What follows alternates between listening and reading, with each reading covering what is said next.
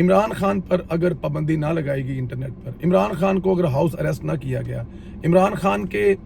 जो जाहिर है पाकिस्तान के जो नुकसानात वो कर रहा है और आगे जाके अवामी जो मसले मसाइल हैं उनमें बढ़ाने के चक्कर में उस पर पाबंदी लगाई जा सकती है कि उसको इंटरनेट पे एक्सेस ना दी जाए और उसको हाउस अरेस्ट कर दिया जाए। और अगर ये सब कुछ ना किया गया तो इमरान खान दोबारा हमलावर होगा। इमरान खान बचे खुचे साथियों के साथ, आज भी वो यूथ है जो घरों में जाके दुपक पर कर बैठ गए हैं ना, वो एक्चुअली अपने घर वालों से या फिर आर्मी एक्ट के डर और खौफ से बैठ गए हैं। लेकिन इमरान खान ने आहिस्ता आहिस्ता उनका खौफ उतारना शुरू कर दिया है। इमरान खान साहब ने कल अपने खिताब में ये कहा है कि मेरे प्यार करने वाले, मोहब्बत करने वाले मेरे कारकुन जब मुझे रेंजर गिरफ्तार करेगी तो वो क्या करेंगे, वो GH पर जाके ही